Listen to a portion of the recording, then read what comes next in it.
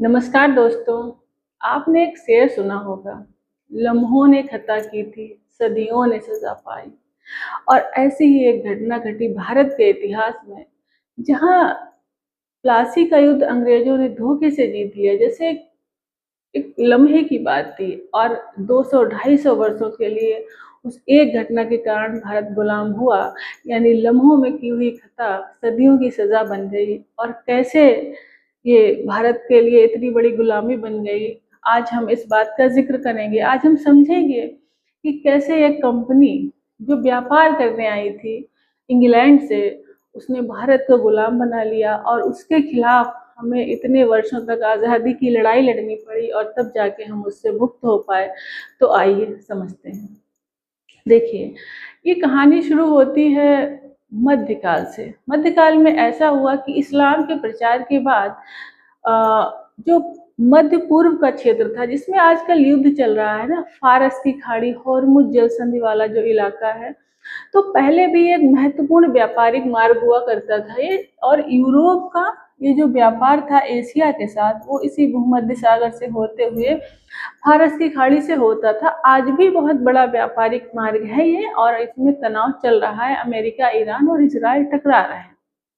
तो खैर, अब ये मार्ग इतना महत्वपूर्ण था कि यहाँ पे जो शासक हुए, और जब वो शासक मजबूत हुए, तो उन्होंने इस व्यापारिक मार्ग पे नियंत्रण कर लिया। और इन अंग्रेजों को, सॉरी, ये जो यूरोप के लोग थे, यूरोप के जो व्यापारी थे, उनको अलग कर दिया। उनके लिए अब ये व्यापारिक मार्ग अवरुद्ध हो गया। तो देखिए, इस व्यापारिक मार्ग के पर आधिपत्य की लड़ाई ना बहुत पुरानी है, और यहाँ एक तरीके से आजकल जो युद्ध चल रहा है ना, तो इतिहास खुद को दोहरा ही रहा है। तो खैर, अब ये जो मार्ग बंद हुआ, तो यूरोप के जो व्यापारी थे, जो व्यापार से मुनाफा कमा रहे थे, उनको तो बहुत बेचैनी हुई। तो उन्होंने क्या किया, उन्होंने भारत के लिए व्यापारिक मार्ग की खोज करनी शुरू कर दी। अब इस खोज में सबसे पहली सफलता मिली पुर्तगाल निवासी वास्को डिगामा को। और वास्को डिगामा यहाँ पुर्तगाल से चलता है और अफ्रीका के तट से होते हुए यहाँ पे पहुंचता है कालीकट। कालीकट जो केरल का एक शहर था। अब जब वास्को डिगामा कालीकट पहुंचता है, भारत पहुंचता है, और जब लौट के जाता है, तो ये खबर यूरोप में जंगल की आग की तरह फैलती है कि भाई भारत के लिए समुद्री मार्ग की खोज हो गई है। बच्चों, एक बड़ी विचित्र बात है या दिलचस्प बात है, जब मैं अपने बचपन में पढ़ती थी तो कई बार ऐसा पढ़ाया जाता था कि भारत की खोज किसने की, बच्चों बताओ। तो उसका जवाब हमें रटाया जाता था कि भारत की खोज की वास्को डी गामा ने। लेकिन नहीं, वास्को, भारत तो बहुत पहले से था, भारत का इतिहास बहुत प्राचीन है। वास्को डी गामा ने भारत के लिए एक समुद्री मार्ग की खोज की। तो जब यहाँ पे ये खबर फैली, तो यूरोप के कई देशों की कंपनियां भारत आने लगी, एशिया आने का प्रयास करने लगी। इसमें पुर्तगाली कंपनी आई, डच कंपनी आई, है ना, ब्रिटिश ईस्ट इंडिया कंपनी आई जो ब्रिटेन से आई, और फ्रेंच की कंपनी आई, फ्रांस वालों की। तो ये सारी कंपनियां भारत में आई, लेकिन इनके बीच जो प्रतिस्पर्धा हुई, उनमें अंततः जीत किसे मिली? जीत मिली ईस्ट इंडिया कंपनी को। और इस ईस्ट इंडिया कंपनी ने ही भारत में अपने साम्राज्य को स्थापित किया। अब हम समझते हैं कि कैसे इस ईस्ट इंडिया कंपनी ने, जो व्यापार करने आई थी, भारत में अपने साम्राज्य की स्थापना की। तो देखिए, ईस्ट इंडिया कंपनी की स्थापना होती है सन 1600 में। और इस समय वहां इंग्लैंड की जो महारानी थी एलिजाबेथ, उनके द्वारा इस कंपनी को इजाजतनामा यानी चार्टर मिल जाता है कि आप जाइए और भारत में अपना व्यापार कीजिए, मुनाफा कमाइए और कुछ हिस्सा में भी दीजिए। तो खैर, अब ये कंपनी बन गई। अब जब ये कंपनी बनी, तो उस समय भारत में अकबर का शासन था, लेकिन 1605 में अकबर की मृत्यु हो जाती है और फिर जहांगीर का शासन आता है। तो कंपनी 1602 में भारत आती है, और जहांगीर के दरबार में कंपनी के जो दूत हैं, जैसे कि हॉकिंस हैं, थॉमस रो हैं, ये जहांगीर के दरबार में भेजे जाते हैं कंपनी के द्वारा। और ये वहां प्रतिवेदक बन के आते हैं। आप सोचिए, ये कंपनी हाथ जोड़ के आई थी कि भाई हमें भी अपने क्षेत्र में व्यापार की अनुमति दे दीजिए, ये प्रार्थना करने आए थे। तो फिर जहांगीर ने इनको अनुमति दे दी। जहांगीर ने जब इनको अनुमति दे दी, तो भारत के कुछ क्षेत्रों में, जैसे यहाँ गुजरात के पास सूरत में, है ना, इन्होंने अपनी व्यापारिक कंपनी शुरू की। देखिए कंपनी क्या होती थी, ऐसा नहीं था कि कंपनी आजकल की फैक्ट्री होती थी उसमें कोई सामान बन रहा है, बल्कि गोदाम हुआ करते थे बंदरगाहों के किनारे। बंदरगाहों के किनारे क्यों होते थे कि इनको ट्रांसपोर्ट करना था, जहाज में लाद के कहीं दूसरे देश ले जाना था। तो इन गोदामों में वो क्या करते थे, भारत में जो माल उत्पादित होता था, तो उसमें भारत में क्या उत्पादित होता था, हालांकि आज हमारे देश की स्थिति ये है कि ज़्यादातर चीज़ों का हम आयात करते हैं, हम बहुत कम चीज़ों का अपने लिए उत्पादन कर पाते हैं। तो ये जो चीज़ है ये हमारे देश की अर्थव्यवस्था के लिए बहुत खतरनाक साबित हो रही है, क्योंकि हम बाहर से चीज़ें मंगाते हैं, जैसे हम तेल मंगाते हैं बाहर से, कच्चा तेल, तो हमें डॉलर देना पड़ता है, अपने देश का धन देना पड़ता है। तो खैर ये तो बात इसकी बात कभी अर्थव्यवस्था के तहत करेंगे। आइए हम अपने टॉपिक पे लौटते हैं। तो हाँ, ये कंपनी क्या करती थी, भारत में जो चीज़ों का उत्पादन होता था, जैसे कि कपड़े का उत्पादन होता था, बहुत फेमस था भारत का कपड़ा। भारत के सूती कपड़े की मांग यूरोप में बहुत ज़्यादा थी, और भारत में जो एक मलमल, एक खास तरीके का मुलायम कपड़ा बनता था, जो कि बांग्लादेश या ढाका में बहुत बनता था। पहले तो बांग्लादेश भी हमारा ही था, अब तो आज़ादी के बाद अंग्रेजों ने बांटा उसको। तो वहाँ का जो कपड़ा बनता था, और इतना फेमस कपड़ा था कि कपड़े के ऊपर गाना बन गया, हवा में उड़ता जाए मेरा लाल दुपट्टा मलमल का, है ना। तो कपड़े का व्यापार होता था, मसालों का व्यापार होता था, और इस व्यापार से बहुत सारा मुनाफा कमाते थे कौन, ईस्ट इंडिया कंपनी के व्यापारी। तो कंपनी का व्यापार अपना चल रहा था, कंपनी धीरे धीरे अपने व्यापार को बढ़ा रही थी।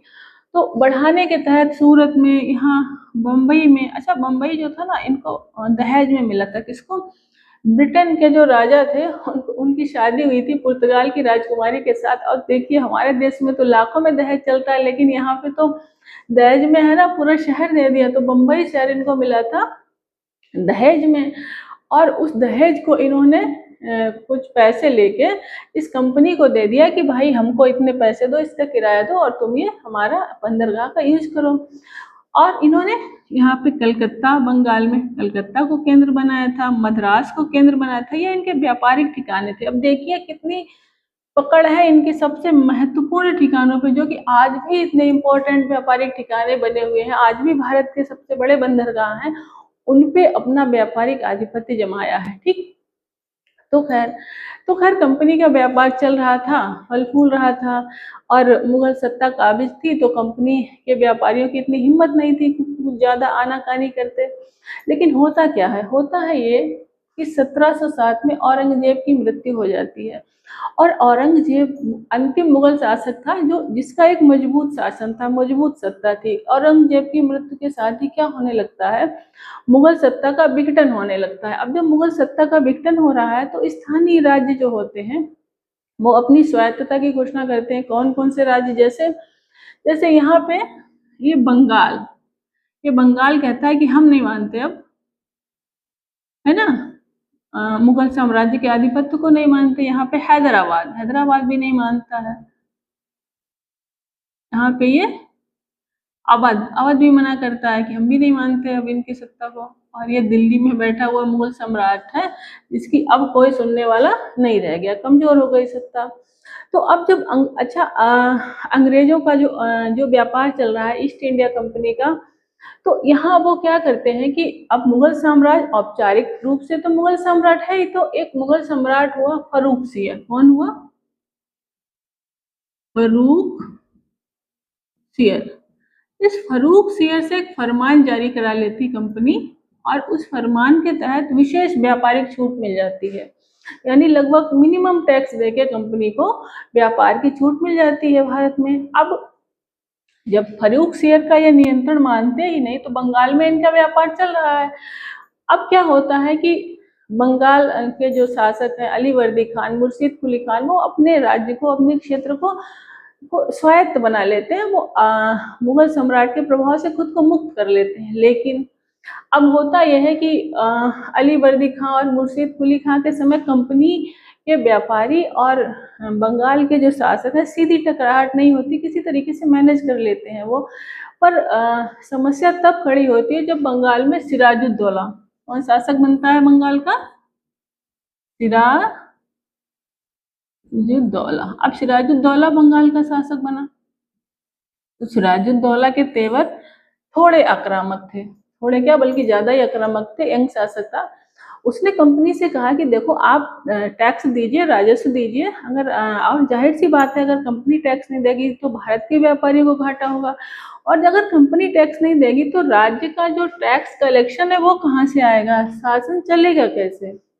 अब सिराजुद्दौला इनकी व्यापारिक छूटों के पीछे पड़ा है कि नहीं देंगे हम और अंग्रेज अपना फर्रुखसियर वाला फरमान दिखा रहे हैं कि देखो भाई हमको तो मुगल शासक थे, हम लिखवा के लाए हैं, आप कैसे नहीं मानेंगे।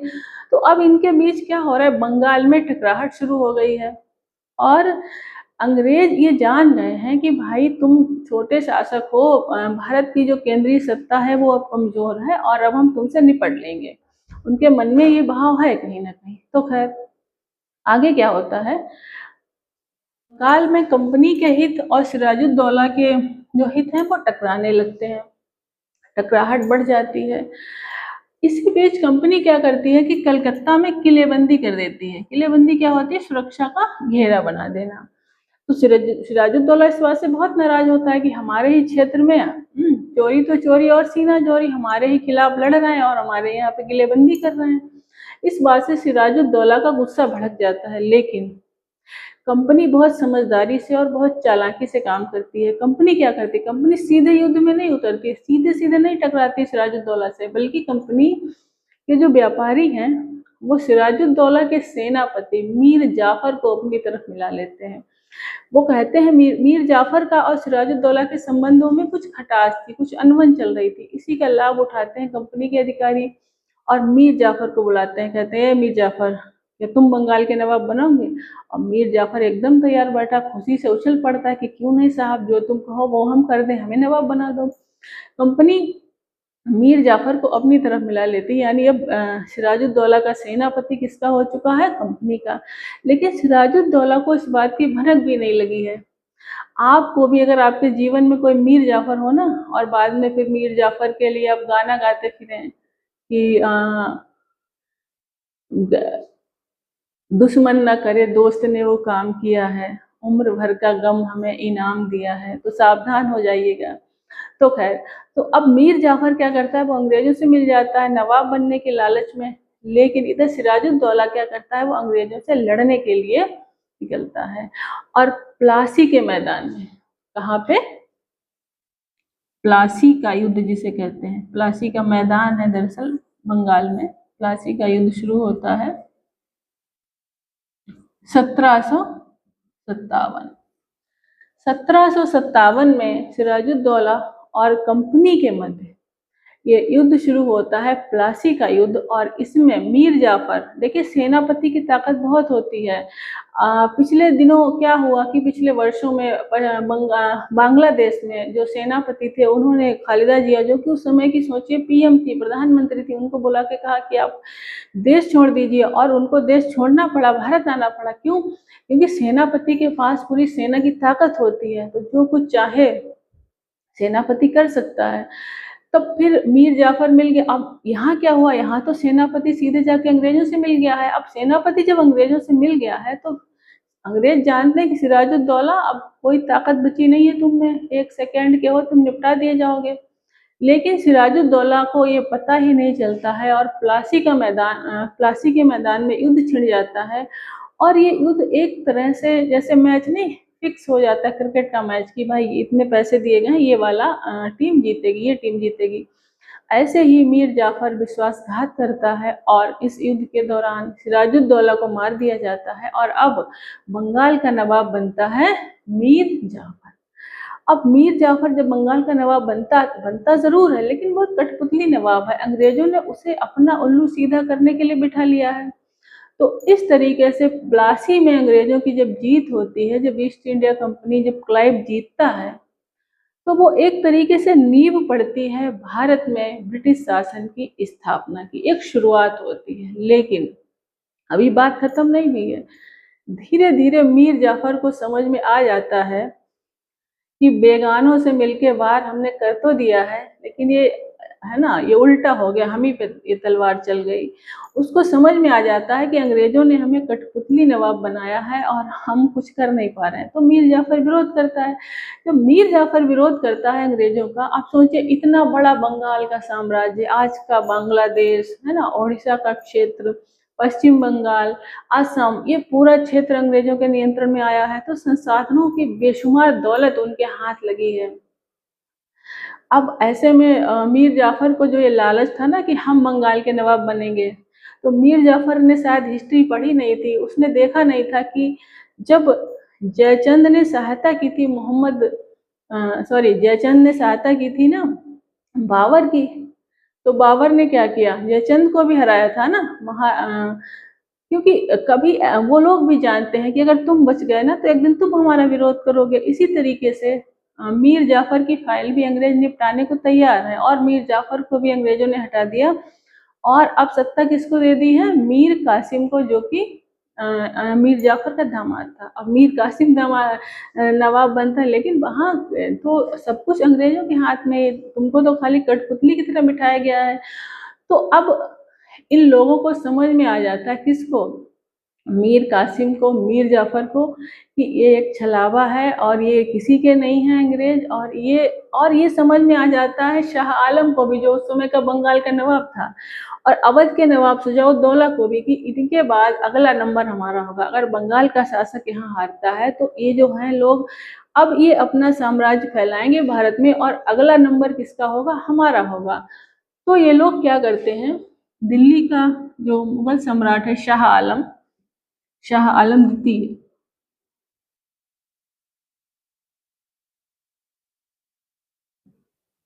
अवध का नवाब शुजाउद्दौला,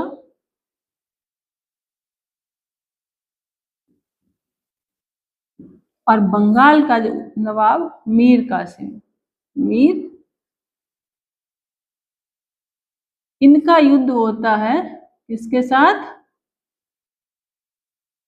कंपनी के साथ, अंग्रेजों के साथ। ठीक, कब होता है, 1764। इसे क्या कहते हैं, बक्सर का युद्ध। कौन सा युद्ध कहलाता है ये, बक्सर का युद्ध।